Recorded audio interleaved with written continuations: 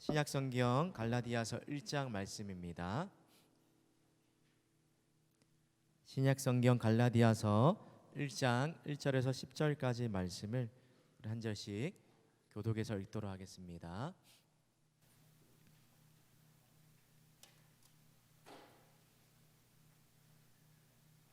갈라디아서 1장 1절에서 10절까지를 우리 한 절씩 의미를 생각하시면서 한 절씩 천천히 교독해서 읽겠습니다.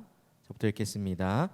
사람들에게서 난 것도 아니요 사람으로 말미암은 것도 아니요 오직 예수 그리스도와 그를 죽은 자 가운데서 살리신 하나님 아버지로 말미암아 사도된 바울은 함께 있는 모든 형제와 더불어 갈라디아 여러 교회들에게 우리 하나님 아버지와 주 예수 그리스도로부터 은혜와 평강이 있기를 원하노라.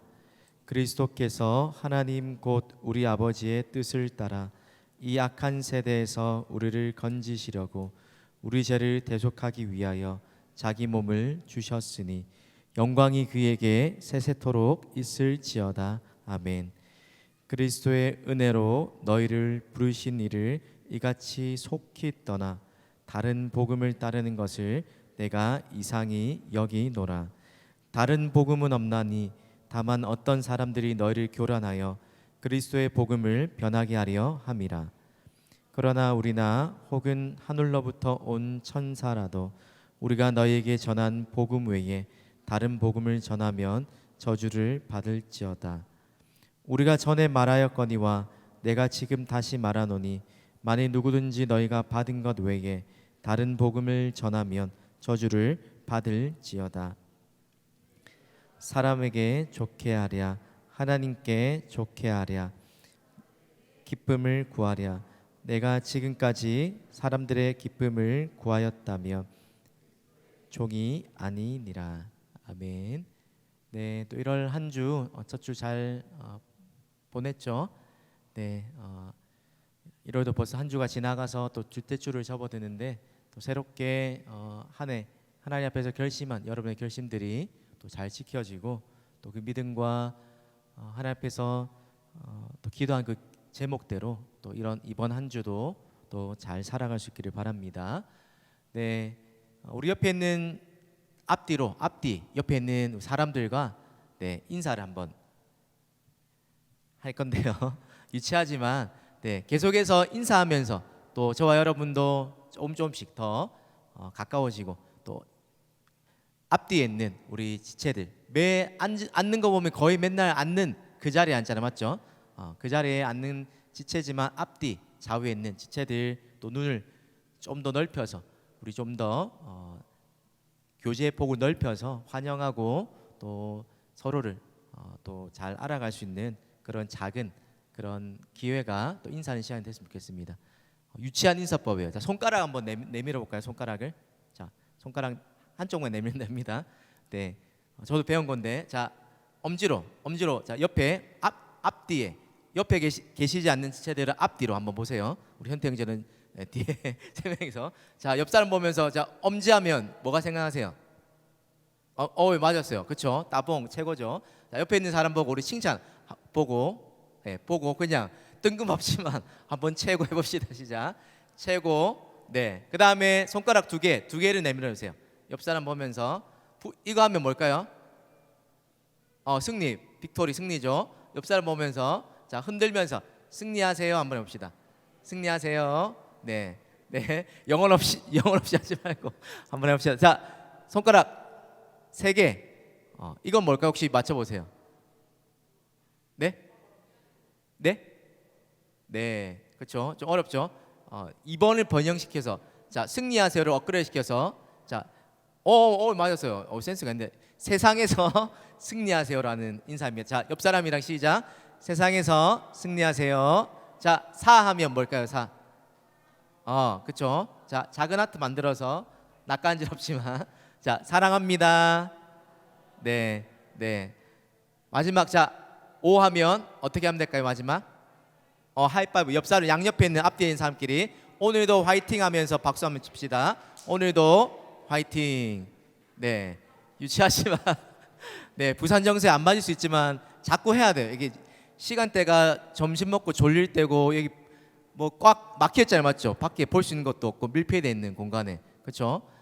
딱 여러 가지로 이렇게 집중하기 어려운 시간일 텐데 어색하지만 아이스 브레이크를 하면서 우리의 마음을 조금 서로를 향해 또 예배를 향해 또 하나님을 향해 열어갔으면 좋겠습니다. 여러분 오늘 다른 복음은 없나니 없습니다라는 제목으로 말씀을 잠시 나눌 텐데요. 오늘 우리가 읽었던 갈라디아서 말씀은 편지로 된 성경이죠, 맞죠? 편지로 된 성경입니다. 대부분의 바울이 쓴 편지를 보면 어떤 형식으로 많이 시작이 되죠? 다른 성경 바울이 썼던 빌립보서나 에베소서나 다른 편지 형식으로 서신서의 형식을 보면 정형적인 형식이 있잖아요, 맞죠? 맨 처음에 편지를 쓰면 어떻게 해요? 뭐부터 말해요? 안녕 누구야, 난 누구야, 그렇죠? 자기 소개하잖아요, 맞죠? 편지를 쓰는 사람 누구야?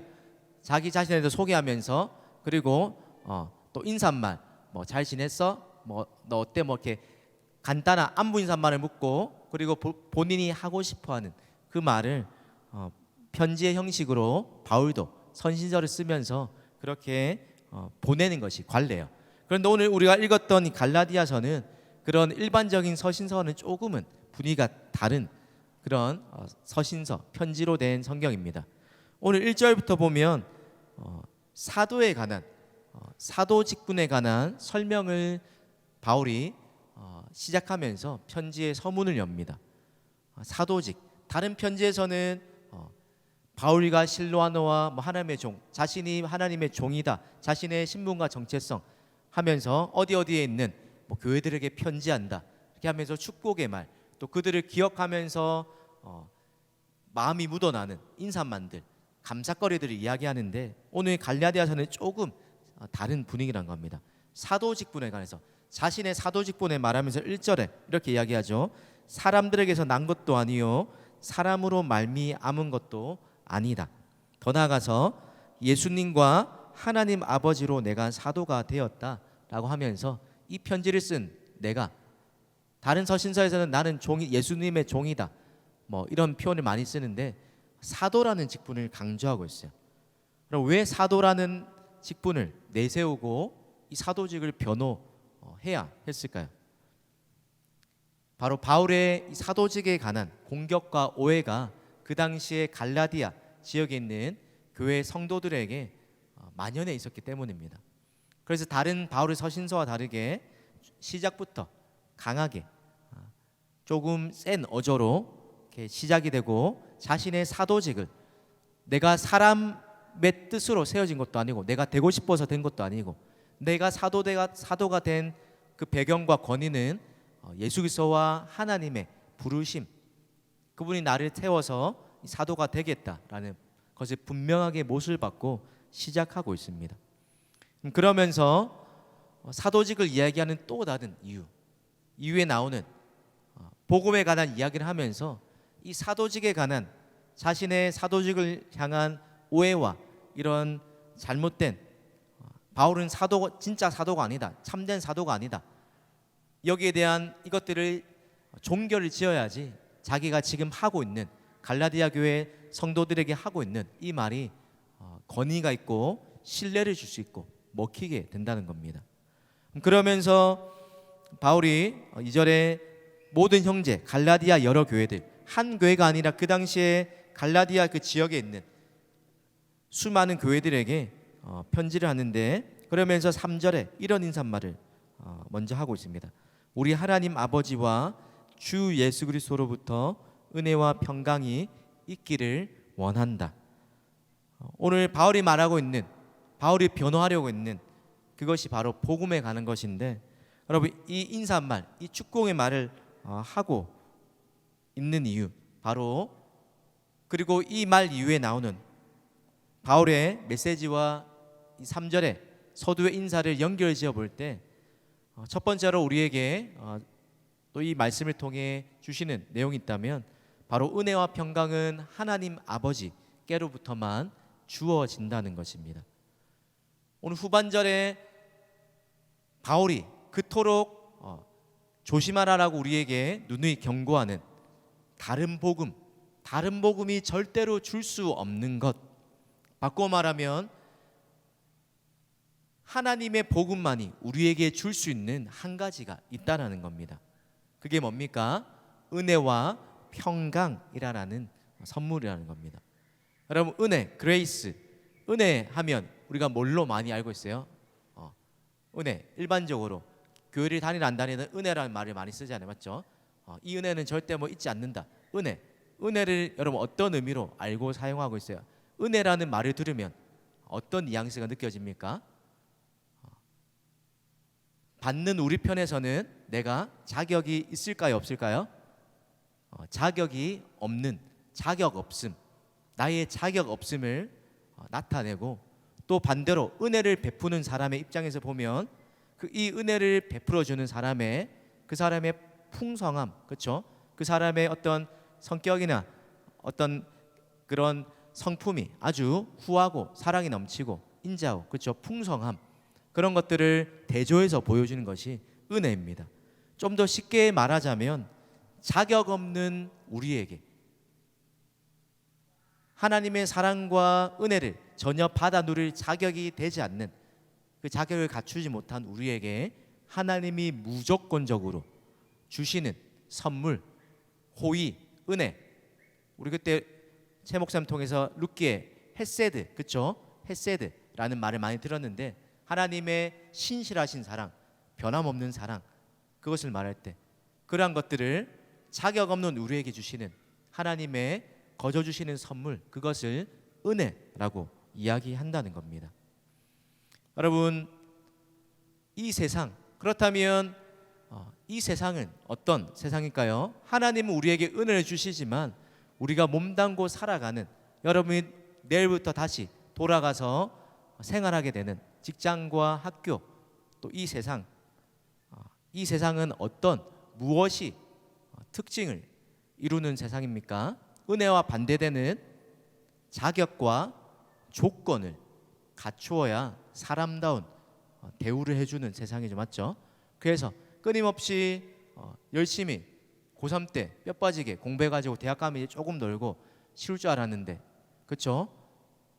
더 취업의 길이 어려워져서 우리 앞길과 우리의 미래를 보장하기 위해서 수많은 스펙, 수많은 자격과 조건을 끊임없이 요구받는 시대, 일정한 사회가 원하는, 또 우리가 원하는 어떤 직장과 또 어떤 배우자나 그 어떤 대상이 원하는 자격과 조건이 되지 않으면 우리를 있는 그대로 받아주기보다는 거들떠 보지도 않고 무시하고 하찮게 보는, 사람들이 말하는 자격과 조건, 이것들에 미치지 못하는 사람이 대다수가 도태하고 약육강식과 적자생존의 세계에서 살아남지 못하는 정글 같은 세상이 바로 이런 우리가 살아가는 세상입니다. 그런데 하나님은 그렇지 않다는 겁니다. 끊임없이 사람들에게 인정받고 이 세상이 원하는 틀에 우리 자신을 맞추면서 이 사회가 인정하는, 대우해주는 사람이 되기 위해서, 끊임없이 더 나은 사람이 되기 위해서 열심히 일하고 돈 벌고 끊임없이 쉬지도 못하고 수많은 자격을 얻으려고 하는 우리를 하나님은 어떻게 대우해 주십니까? 우리를 자격과 조건으로 대우하지 않으시고 오히려 자격과 조건이 전혀 미치지 못하는 우리에게 과분한, 거부할 수 없는 은혜를, 풍성한 은혜를 부어 주신다는 겁니다. 그래서 존 버년이 청교도였던 철로 역정을 썼던 존 버년입니까? 아마 그 사람이 맞을 텐데, 그 사람이 쓴 또 다른 책의 제목에 보면 죄인 개수에게 넘치는 은혜라는 책이 있어요. 그런 것처럼 하나님은 죄인이요, 죄인 중에 가장 극악한 그 어떤 죄인이라 할지라도 자격이 없지만 넘치는 은혜를 부어주시는 분이라는 겁니다. 아가페, 우리가 믿는 하나님의 사랑, 요한이 말하는 사랑은 여기 있나니, 기독교가 말하는 사랑, 아가페의 사랑, 어떤 사랑이에요? 무조건적인 사랑이죠, 맞죠? 무조건적인, 당신을 향한 나의 사랑은, 그렇죠? 무조건이야. 네, 우리 유행가에 가사 있는 것처럼 하나님이 우리를 향한 사랑, 조건 없는, 그렇죠? 조건 없는 자격과 조건을 구별하지 못한 우리에게조차도 눈길을 외면하지 않으시고 먼저 손을 내밀어 주시고, 로마서 말씀을 빌리자면 우리가 아직 죄인되고 원수되고 하나 연약할 때 그리스도께서 우리를 위하여 죽으심으로 우리에 대한 자기의 사랑을 먼저 나타내 보이신, 확증해 보이신 그 사랑, 아가페, 무조건적인 사랑을 베풀어 주시는 것, 그것이 복음만이 우리에게 줄 수 있는 은혜에 담긴 의미라는 것입니다. 여러분, 하나님이 이런 은혜로 우리에게 주신 더 큰 선물이 있는데 바로 구원이라는 선물입니다. 여러분, 구원은 갈라디아서를 통해서 바울이 누누이 말하고자 하는 것, 사람이 의롭게 되고 구원을 얻을 길은 사람의 행위나 노력과 공로나 업적이 아니라 자격과 조건이 되지 않지만 하나님의 은혜로 되어진 일이다, 이 말을 하면서 구원은 우리의 공로나 행위나 자격에 근거하지 않는다라고 분명히 말하고 있습니다. 그렇기에 구원은 바울이 뭐라고 말합니까? 에베소서에 하나님의 은혜로 주어진 선물이다. 우리가 잘 아는 대로 너희가 그 은혜로 말미암아 믿음으로 구원을 받았다.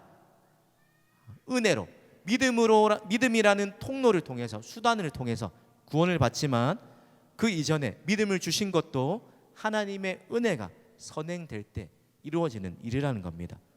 이것이 우리에게서 난 것이 아니요 하나님의 선물이다 라고 말하면서 우리의 구원이 하나님의 은혜의 결과다라고 이야기하는 것입니다. 여러분, 복음이 우리에게 줄 수 있는 첫 번째가 은혜라는 선물이라면, 이 은혜를 아는 자의 삶에 나타나는 또 다른 열매가 있는데, 삶의 모습이 있는데, 그것이 바로 평강이라는 것입니다. 평안, 피스, 그렇죠? 평화와 평강, 하나님의 은혜를 경험하고 은혜를 누린 자에게 주어지는 삶의 행태가 평강, 평안이라는 것입니다.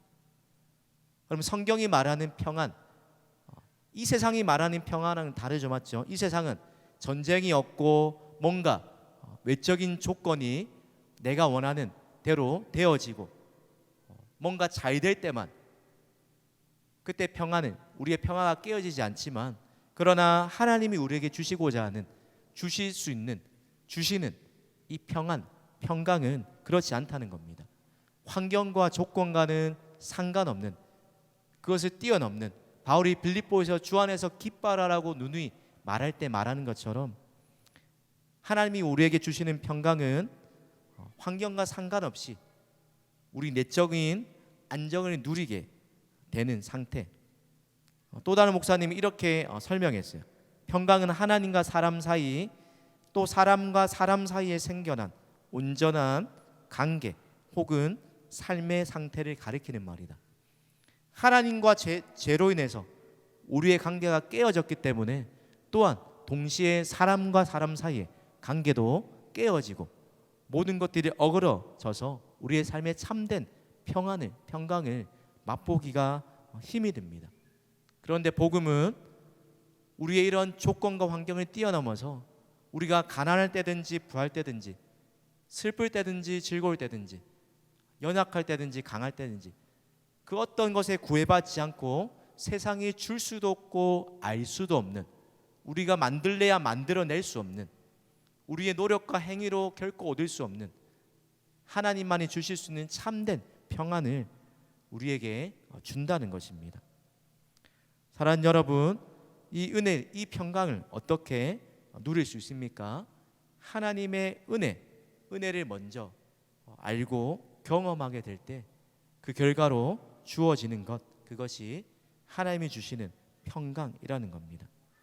여러분, 이렇게 인사말과 축복의 인사를 건넨 이후에 바울이 곧바로 직진으로 바로 팩폭을 하죠, 맞죠? 강하게 독서를 합니다.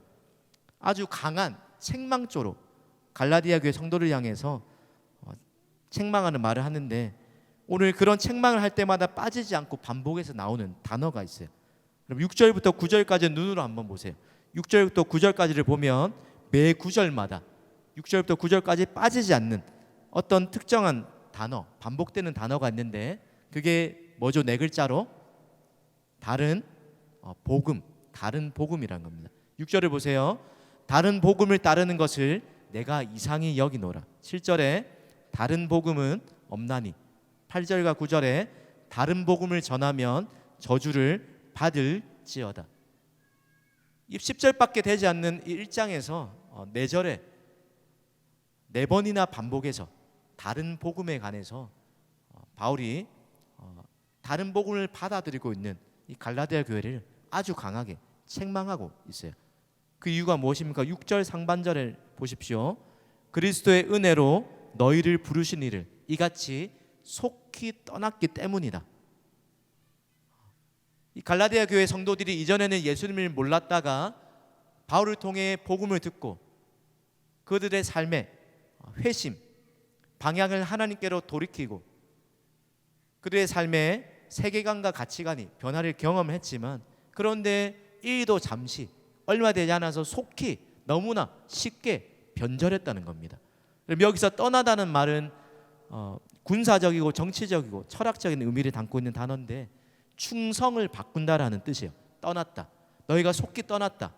그러니까 군인이 2년이라는 지금 1년 6개월이죠. 그 기간 동안 칠튼 좋든 근무받은 그 근무지에서 국방의 의무를 다할 때까지 근무지에서 이탈해서는 안 되는데 군인이 근무지를 이탈하거나 탈영했을 때 쓰는 그런 단어와 같은 게 떠났다, 충성을 바꾸다라는 떠났다라는 말이 바울의 책망의 어조에 담긴 뜻이란 겁니다.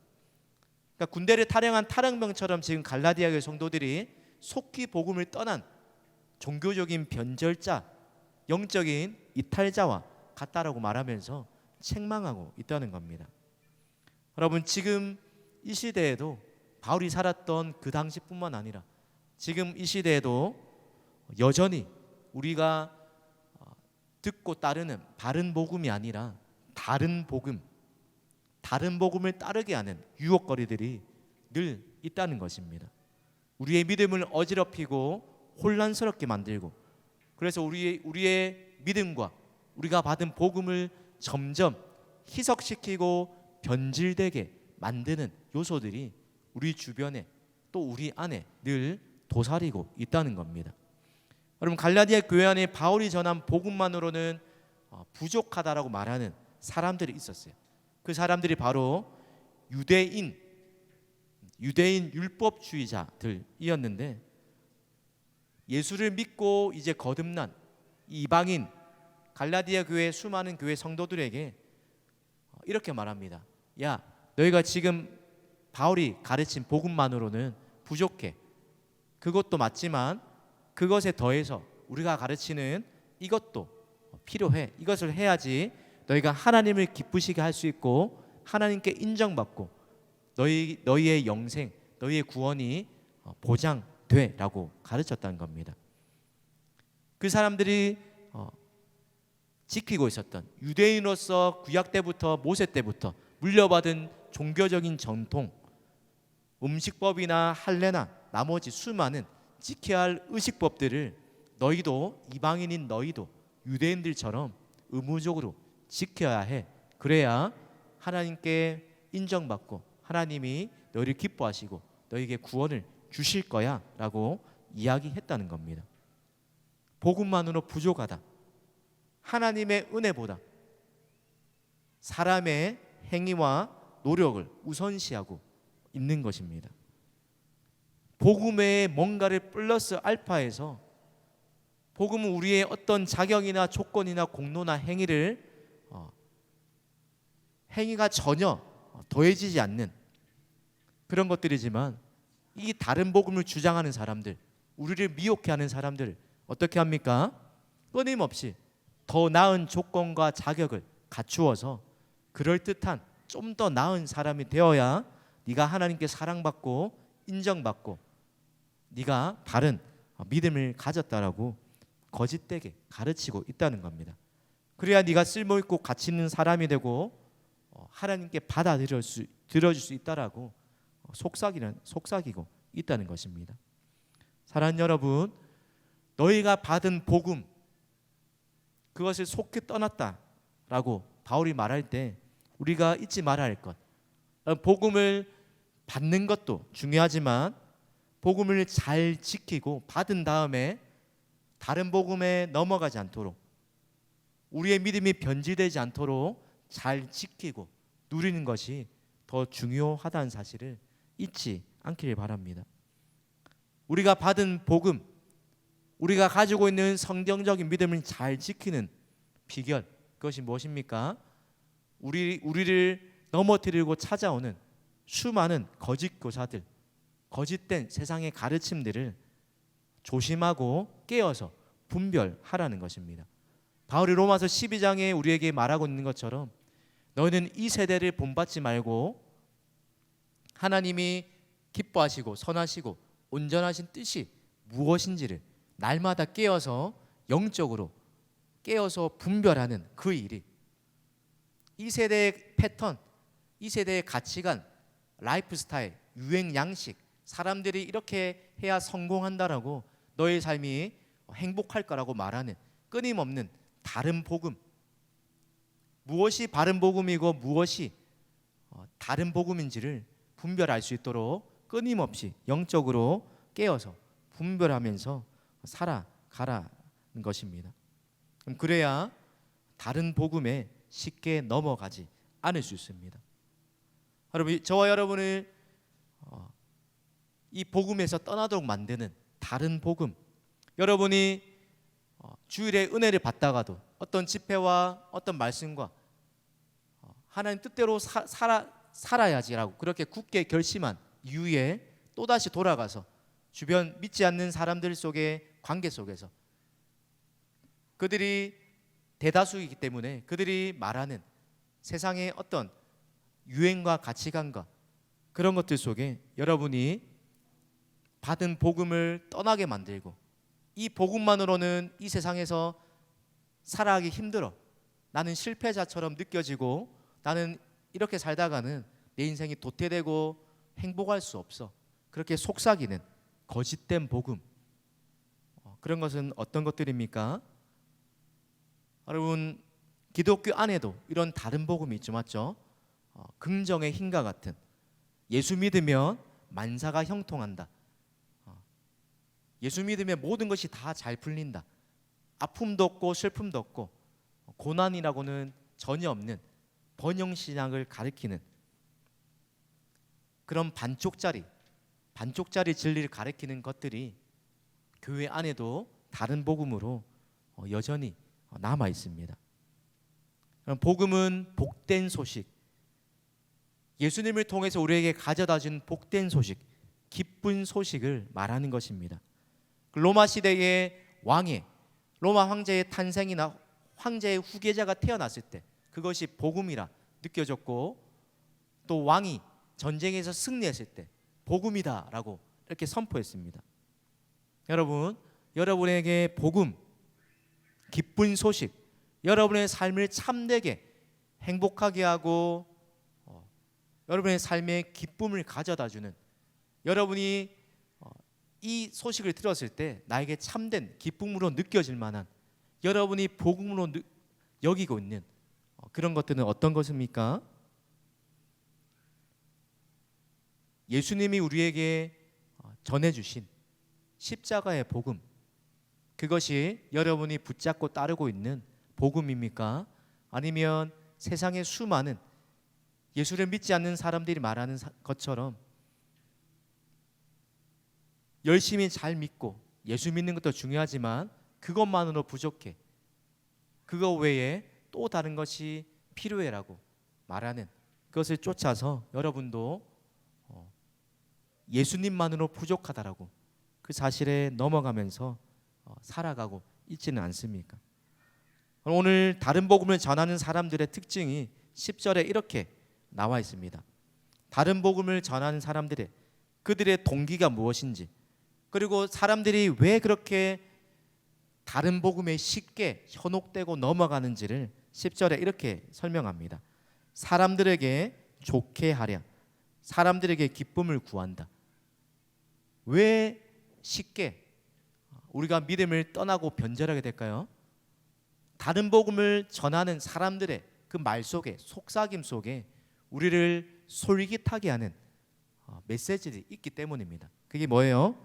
사람들에게 좋게 하는 것, 사람들을 기쁘게 하는 것들이 있다는 것입니다.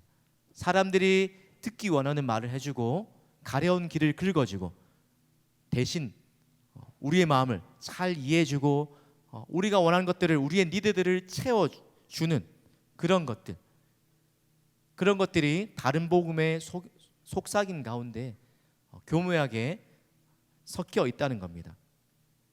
여러분, 다른 복음을 전하는 사람들은 우리에게 불편함을 주는 메시지들은 전혀 언급하지 않습니다. 그러나 복음은 어떻습니까? 복음은 정반대죠. 그럼 바른 복음이 정해질 때 항상 모든 사람에게 기쁜 소식이 되는 것이 아니에요. 예수님조차도 복음을 전하셨을 때 어떤 사람은 믿었지만 어떤 사람은 예수님을 배척하고 오히려 더 핍박하는 사람이 있었다는 것입니다. 왜요? 복음 속에는 우리가 듣기 싫어하는 우리의 정체성을, 우리의 본 모습을 적나라하게 드러내는, 지적하는, 관역하는 그런 메시지들이 담겨 있기 때문이라는 겁니다. 우리의 자기중심성과 우리의 죄인됨, 우리의 자격 없음을 들춰내기 때문에 사람들이 다 꺼려하고, 이 세상에서 사람들이 죄라고 여기지 않는 것들을 복음이 분명하게 죄라고 지적하기 때문에 내가 듣기 싫어한 불편한 메시지들에 귀를 기울이지 않게 만드는, 전혀 그런 고민을 하지 않아도 되게 우리가 듣고 싶은 것, 우리가 원하는 것을 줄 수 있다라고 말하는 그 다른 복음, 우리를 기쁘게 하고 우리를 유익하게 하는 그런 것들에 다른 복음을 전하는 사람들의 특징이라는 것입니다. 여러분, 그런데 병을 완치하려면 어떻게 해야 됩니까? 겉으로 봤을 때 보고 대충 치료하는 것이 아니라 근본적인 병의 원인이 무엇인지를 바르게 알 때 그 병이 깨끗하게 치료되는 것처럼 우리 또한, 우리의 삶의 문제 또한 마찬가지라는 것입니다. 우리의 삶의 수많은 문제들, 그것들을 다른 복음이 해결해 줄 수 있다라고 말하지만 다른 복음이 줄 수 있는 해결책은 피상적인 것, 잠시 잠깐의 만족을 주고 또 잠시 지나면 또 다른 목마름과 공허함과 허전함과 채우지 못할 갈증을 끊임없이 만들어내는 것들 뿐이라는 것입니다. 그런데 복음은 우리에게 영원히 쇠하지 않는, 변하지 않는 기쁨을 주고 우리의 삶에 우리의 힘으로 해결할 수 없는 죄와 사망의 권세에 대한, 그것을 이길 수 있는, 그 문제를 해결할 수 있는 근본적인 해답이 무엇인지를, 또 우리가 어떤 존재인지를, 우리의 바른 정체성에 대해서 분명하게 대답을 준다는 것입니다. 여러분, 이런 거짓된 미혹과 속임수에 빠져있는 이 갈라디아 성도들 향한 바울의 안타까운 마음이 조금 세게 표현되어 있죠, 맞죠? 다른 복음을 전하면 저주를 받는다, 저주를 받는다, 저주 섞인 말을 하는 것처럼 보이지만, 그러나 바꿔 말하면 어떤 심정일까요? 그토록 이들을 걱정하고 이들이 바른 길을 가기 원하는 그런 심정이 담겨져 있는 표현이죠. 우리 부모님이 우리가 사춘기 때 말을 듣지 않을 때 이놈의 새끼 그러면 집 나가삐라, 그렇죠? 그냥 호적에서 팔아, 강력하게 말하지만 그 말 속에는, 표현은 그렇게 하지만 진위는 그게 아니잖아요, 맞죠? 그렇게 하지 않고 잘못을 깨닫고 돌아와서 바른 관계를 회복하기 원한다라고 그 말을 돌려서 반대로 이해하는 것처럼 바울도 다른 복음을 전하는, 이것을 따르는 사람들에게 그것을 따르면 저주를 받을지어다라고 말하면서 지금이라도 정신을 차리고 다른 복음이 아니라 내가 너에게 전한 바른 복음, 예수의 십자가 복음을 붙잡고 돌아오라는 것입니다. 여러분, 여러분이 받은 복음을 쉽게 속기 떠나게 만드는, 또 변질시키는, 여러분이 날마다 마주하게 되는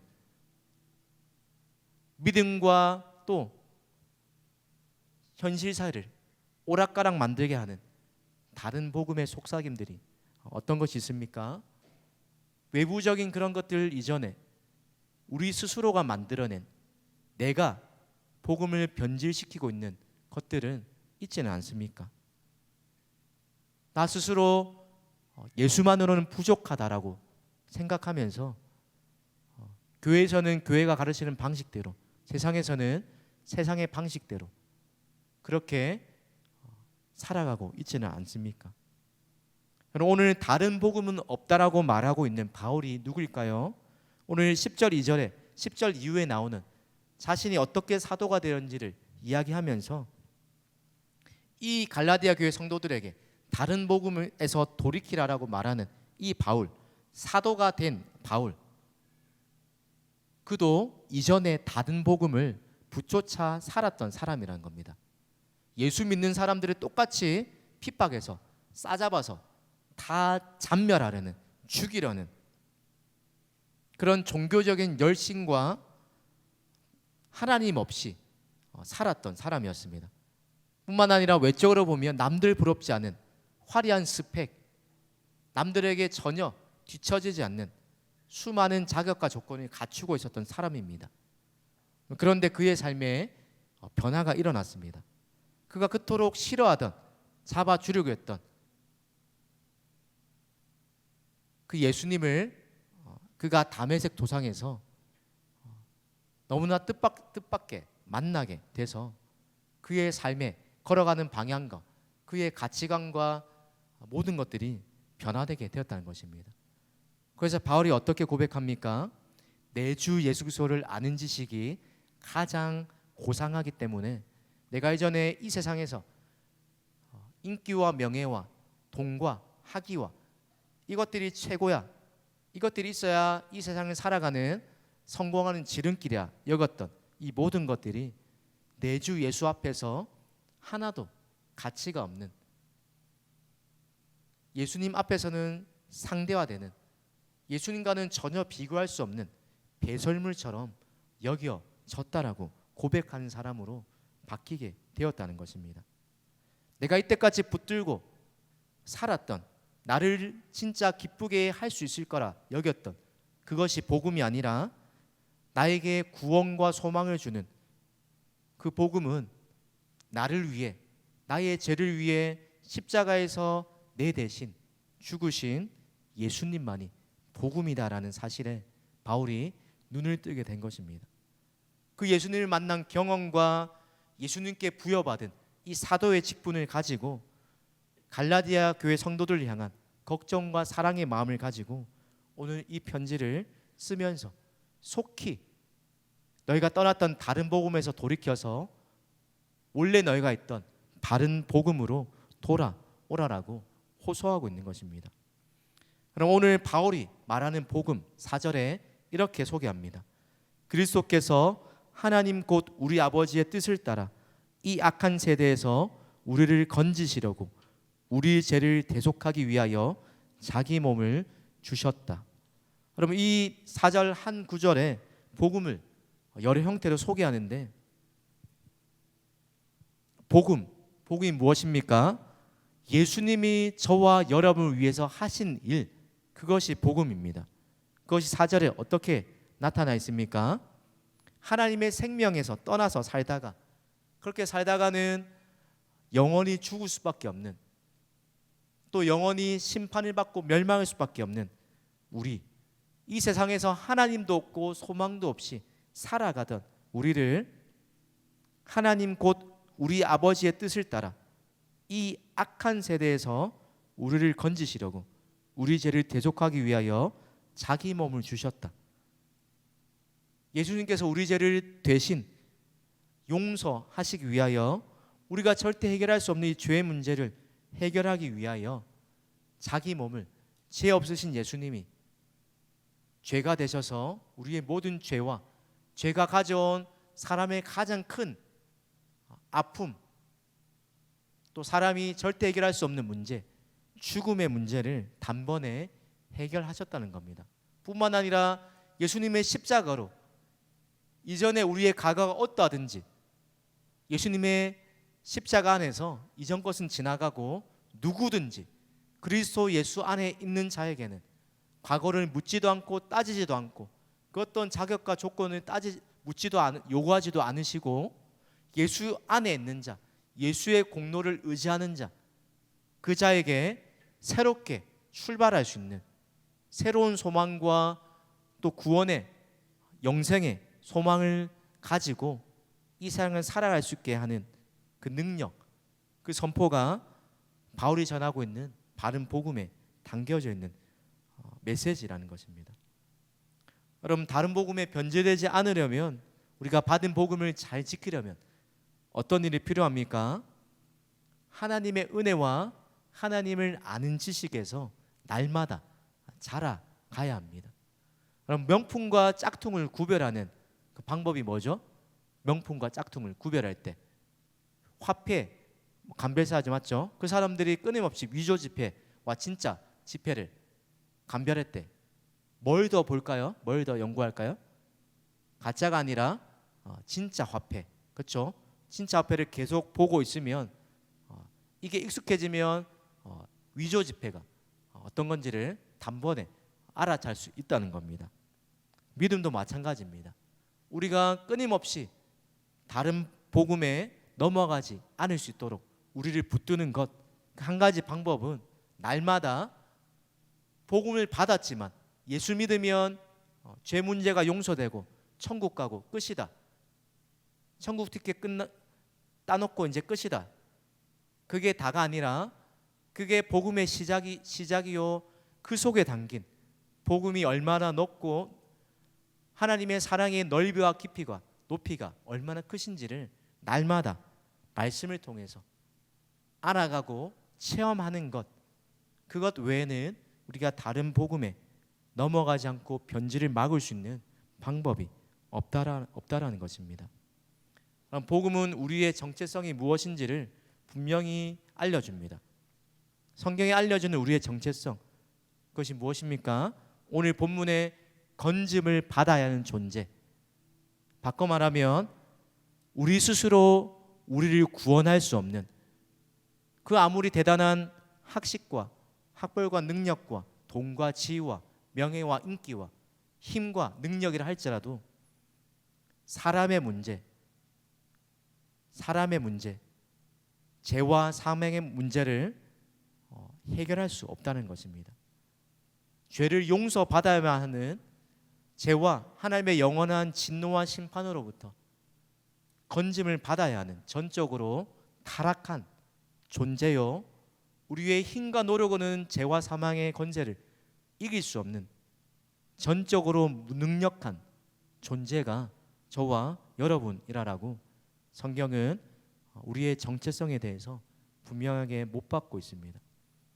그런 우리를 위해서 예수님이 하신 일, 우리 죄를 대속하기 위하여, 우리의 힘으로 절대 해결할 수 없는 이 문제를 해결하기 위하여 자기 몸을 주셨다. 우리의 죄와 사망의 문제를 해결할 속죄 제물로, 화목 제물로 십자가에 대신 자신을 내어 주셨다라고, 그래야 해서 예수님을 통해서 우리의 삶의 모든 문제가, 죄와 사망의 권세가 끊어지고 우리의 삶에 새로운 살 길이 열렸다라고 복음이 선포하고 있는 것입니다. 오늘 말씀을 통해서 한 가지 우리가 유념하고 우리 스스로에게 던질 질문, 우리를 끊임없이 복음에서 멀어지게 만드는 다른 복음, 세상의 속삭임, 복음이 가르치는 진리가 아니라 복음만으로는 부족하다, 그거 외에 다른 뭔가가 끊임없이 우리에게 있어야 된다, 그렇게 살아서는 세상에서 우리가 성공할 수 없고 행복할 수 없고 도태된다라고 말하는, 끊임없이 우리를 그릇되게 혼동되게 만드는, 또 달콤한 말로 우리를 넘어뜨리도록 유혹하는 다른 복음, 그것이 무엇입니까? 예수님과 또 세상이 말하는 그 사이에서 우리의 믿음을 저울질하게 만드는, 우리의 발걸음을 주저하게 만드는, 혹은 내 안에서 스스로 복음을 변질시키고 있는 요소들은 어떤 것들이 있습니까? 우리 스스로를 다시 한번 점검하면서 예수님의 십자가만이 우리의 삶의 문제의 유일한 해답이요, 우리가 붙들고 살아야 할 영원한 변하지 않는 소망이요, 예수님의 십자가만이, 예수님의 복음만이 이 세상에 그 누구도 줄 수 없고 우리의 어떤 노력과 자격으로도 얻을 수 없는 은혜와 평강이라는 선물을 주실 수 있다는 이 분명한 사실을 확신하고, 혹 복음을 떠나서 양다리를 걸치고 있다면 다시 한번 오직 복음만으로 살기를 다짐하는 저와 우리 모든 동부교회 진솔 청년들이 되기를 주님의 이름으로 축복합니다. 우리 말씀을 생각하면서 이 찬양으로 하나님 앞에 찬양하며 고백했으면 좋겠습니다. 무엇이 변치 않아 내 소망이 되며 무엇이 한결 같아 내 삶을 이끌이. 십자가 그 그늘 아래 내 소망이 있네. 오직 예수님의 십자가 복음만이 내 삶의 유일한 소망입니다. 이 마음과 고백에 담아 함께 찬양합시다.